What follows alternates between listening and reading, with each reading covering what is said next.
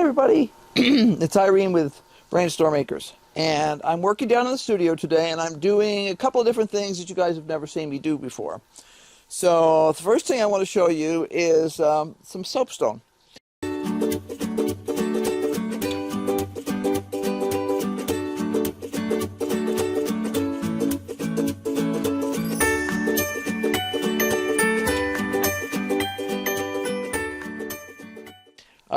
I have been casting in soapstone for, I don't know, 30 years, 35 years, something like that. And it was very commonly done in the Middle Ages, and it's still done today because it's a pretty easy way to create molds. Soapstone is soft, and the other day when I was running around searching through a couple of shelves for some specific wax, I actually found an old soapstone mold, and that's this guy here. You can see there's actually multiple things that have been carved on here. And what I'm going to do is show you how I would use it. This is super easy. It's moderately consistent in terms of producing good stuff. And balance that. And it's just a mold literally created out of soapstone. But it's this stone here. It's soft, so you can carve it with something like a sharp nail.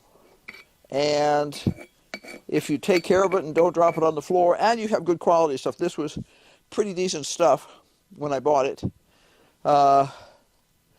It'll last for a really long time. Hundreds, if not thousands, of casts, depending on the actual nature of the cast piece. So all I'm going to do is grab some hot pewter here, melted, and I'll pour it in. And it's not coming out the bottom. That means I got it sealed correctly.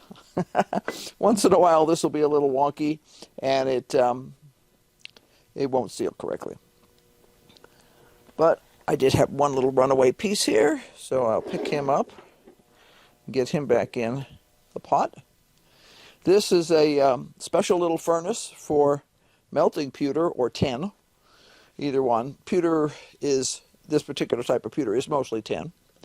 And it's actually designed for people who are casting little figurines that are used in war games.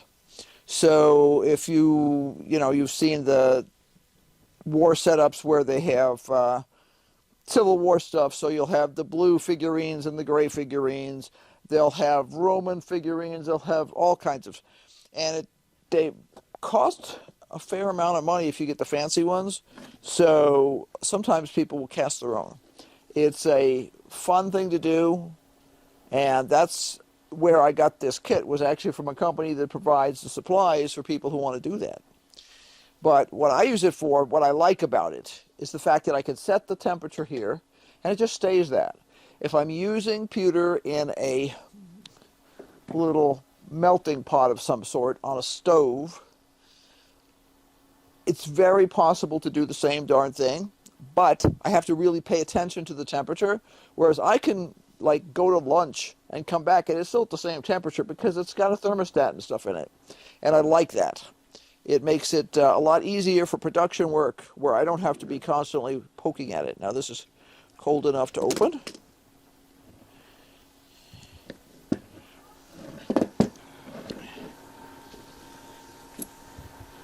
And there we go. It's a little brooch. You put a hinge through those two spiky bits, and then this spiky bit gets bent over into a hook. And I actually have a set of these that I wear myself. This one came out okay. That spiky bit I would prefer to be a little bit better filled out. But this was a nice cold mold, so that happens sometimes.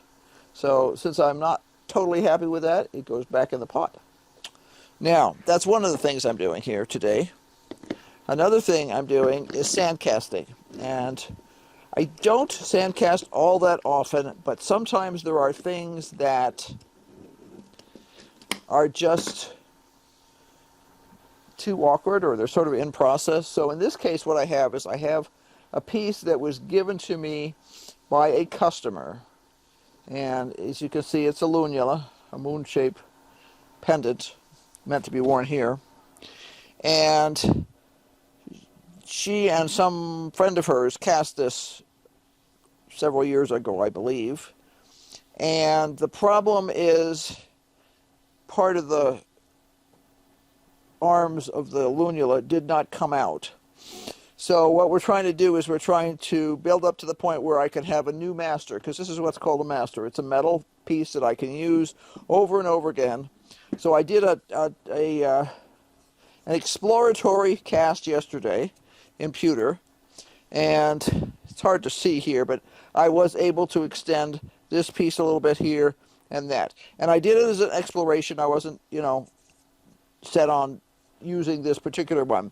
But I figured this morning I would show you guys how I would go about doing this. Now, first thing I would do is this piece of metal here goes in one of these sides here. Now, this is actually the opposite side from what I would normally do it in, but you would put it down like this, and then you would pack the sand in on top of it. Then once that's packed, I take this, which is casting talc, and what this does is it makes the two sides of the mold not stick together well, because we don't want the sand on the two different sections to stick together. We want that to come apart really well when it's time. And all I do is tap it on there. Then I put this on. And all these pieces have specific names, cope and drag and this and that and the other thing, but that's all. I don't want to say it's irrelevant, but it's not important unless you're going to be studying this. So there we go. These are very fancy pins that consist of nails. Obviously a homemade setup. I can decide to drive that down in there a little bit more if I want to, or not. Doesn't make any difference. Now the reason I have this weird piece of plastic here is I'm trying to control the mess factor. This is the only workbench I'm currently using. So ideally I would actually be doing this pounding of clay or of sand on a separate bench. I just didn't do that yesterday. So what I'm going to do is I've got the mold here, the bottom mold. I have the master in place, and I screwed this up already. So let's try that again. That's funny. Okay. I was thinking I could cheat this morning, and the answer is no, I can't cheat. So let's try that again. So what I have to do is I have to pop this out of here and start over. I was cheating this morning. See, that's where the mold, the casting metal is going to go into. So what I need to do is actually bust this out of here. This is left over from yesterday, and I was trying to cheat because it's sort of a slight pain in the rear end to have to pack this stuff over again. But, so what I should be doing is I should be taking this face up. So this is the front of the piece. Goes like that. I take the side that says top, and I put it down. And then I'm going to drizzle this in here.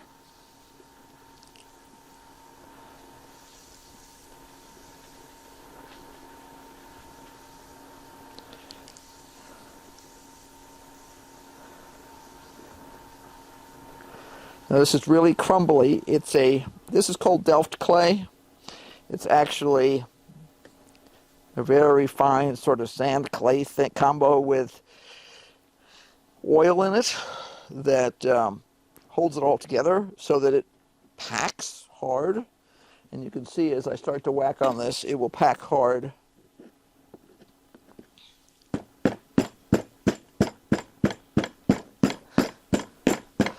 Now the reason I'm using the butt of the hammer instead of the hammer head is because I want to get down into there, and this would take a long time. It doesn't make a lot of sense. So going to keep this doing this until it's packed all the way to the top.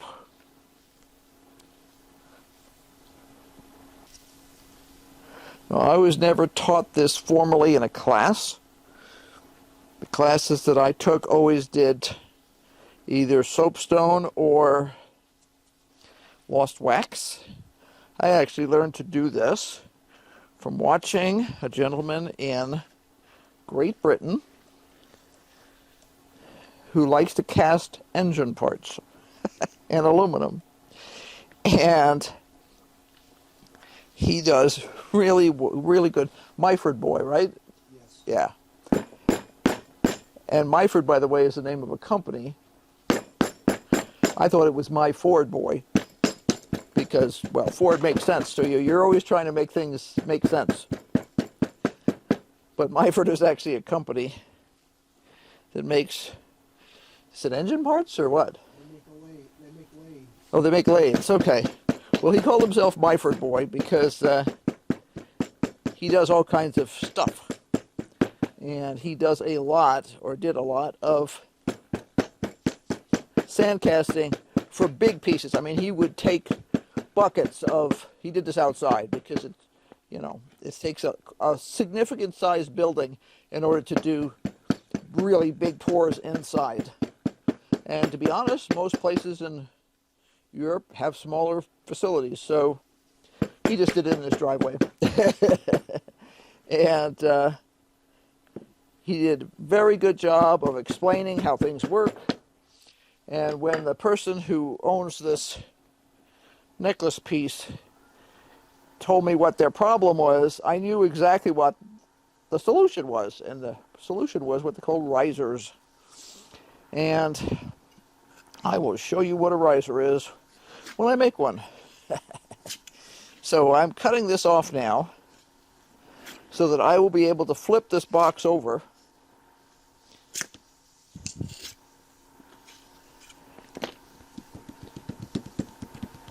There we go. Nice. Now, that fell out, but that's okay, because I could put it back in. And one of the problems with having really flat pieces is that they have a tendency to fall out like that. Now, in order for me to change the way this is going to look, I'm going to have to create the entire mold first and then go back and modify it. So, this now says top here, as you'll see it's now top, and this says top top. Very scientific. But as long as you know what you're doing, it's okay. So,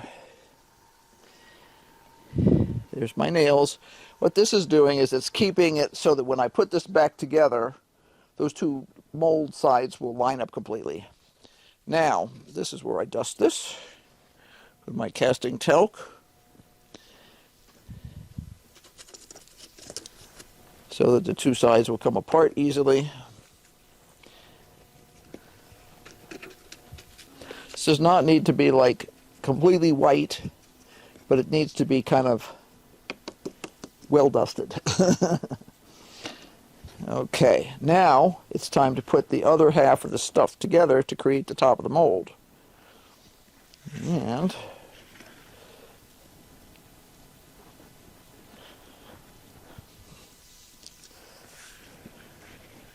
first I'm going to just grab the stuff that's laying here because I'm trying to keep everything as tidy as possible. This is not super cheap material, so I try not to drop any on the floor. I also try to keep it clean, which is why I've got it on a piece of plastic, because this countertop is not clean because it has bits and pieces of junk on it from casting. So, now we'll break up the chunky bits. As I say that, I drop half of it on the floor. There we go. But see, this looks like a solid piece, but when you crumble it in your hands, it does crumble. And the reason you would want to re-crumble it is because you want to be able to repack it and have it form a nice, smooth, tight thing. Monumental mold. Okay. And I can push it in a bunch with my fingers, But then I will come back to banging on it with the butt of the hammer in the long run. Any parts that have been used that have the talc on them, I make sure I crumble that up really finely because I don't want to lose the adhesion. It'll just kind of be sort of sucked into the Delft clay.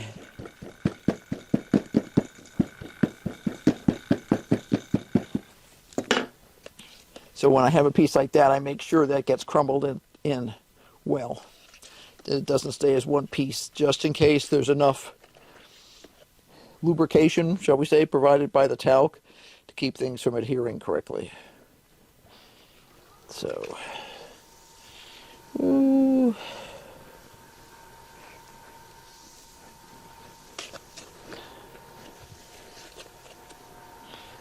some people use large dowels. I have this one that I use on the smaller molds, but it takes forever if you use that on here, and your hand will start to hurt after a while, whereas a good old-fashioned hammer does a great job.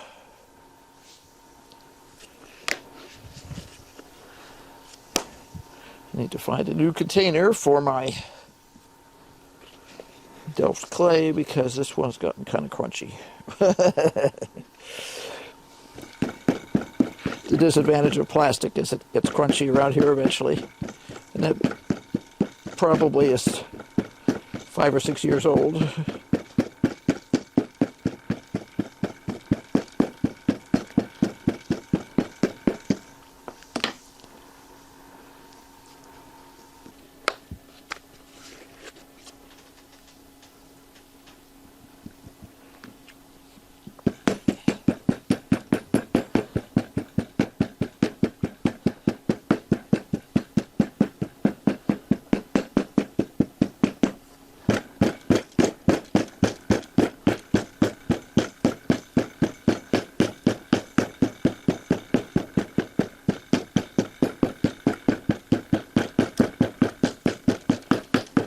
Okay, now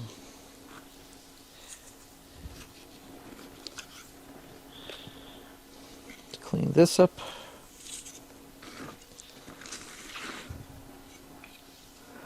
pack it down into any holes. I want to make sure there's no big gaps here.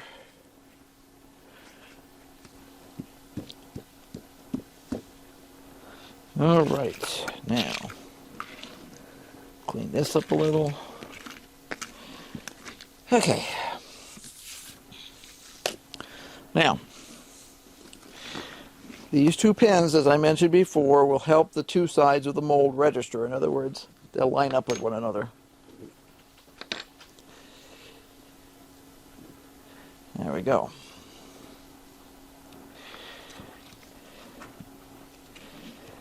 Now, first thing I do is get this piece out of here. Now, if this was made out of something sort of soft, I would probably screw something into the back of it. There we go. Okay. Get him out of the way. Now, this, I need to change the design at the bottom here. So what I'm going to do is use some things that I have sitting around in the form of punches.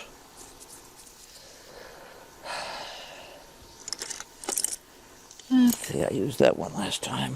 Use this one. Okay, and all I'm going to do is push this down, push the clay down.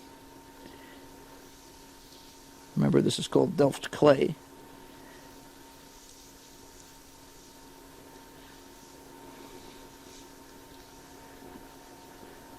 I don't really expect it to be perfect, but I just want to see if I can make some more progress.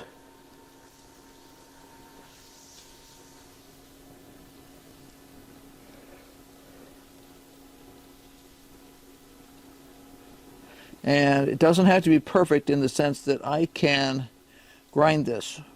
Because when they had their casting fail, what they did was they ground the ends of this piece here.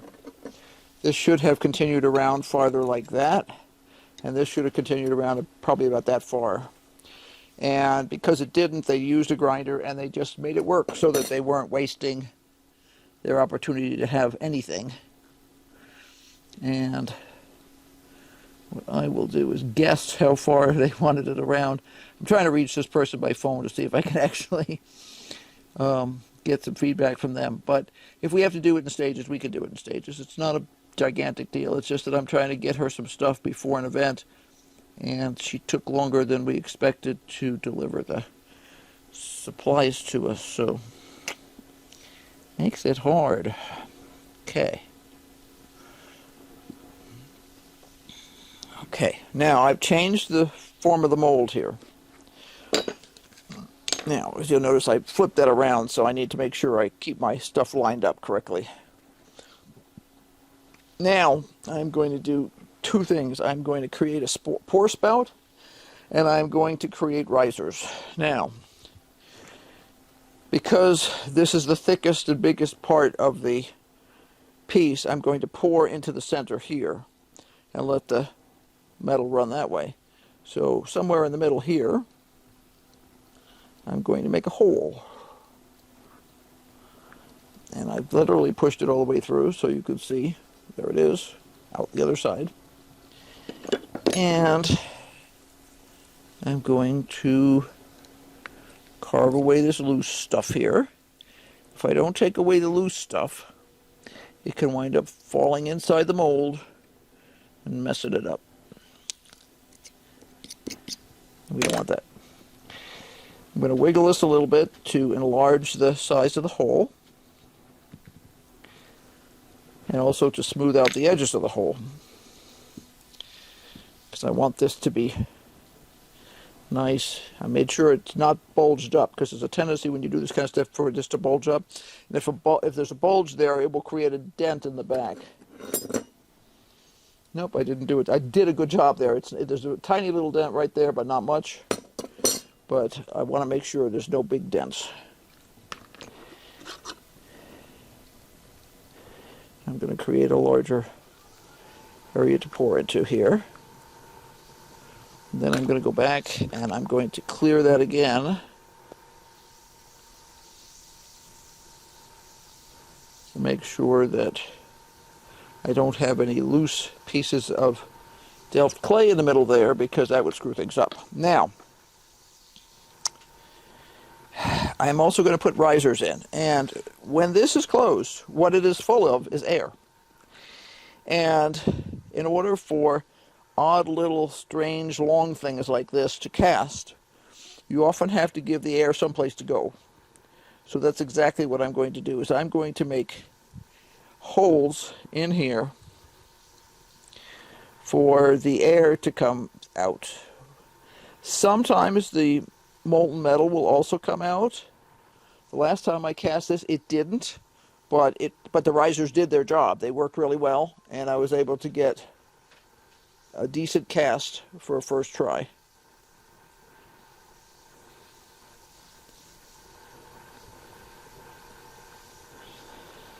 Now, there we go.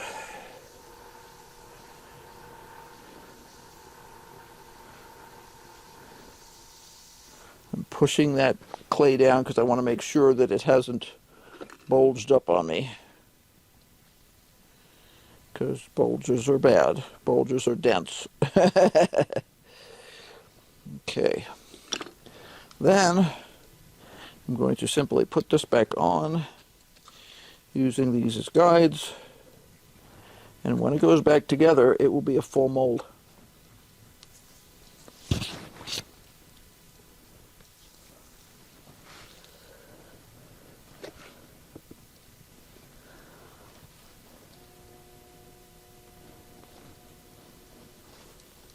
There it is. It's together.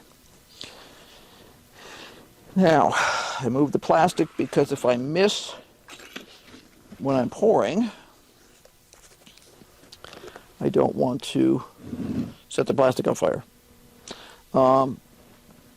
This is pewter, so it doesn't usually set the plastic on fire, but the bronze definitely will set the plastic on fire. So since this is a decent sized piece, I'm going to get a larger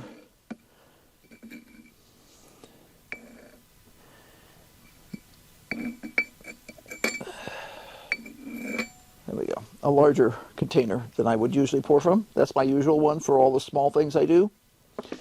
But this ladle will have more metal in it than what's needed. So I'm just going to, once again, set that. I'm going to scoop that up like that. And I'm going to pour, and I'm going to watch for the metal to come out the ends here. They did not come out the ends. Sometimes it does, sometimes it doesn't. And now we wait for it to cool.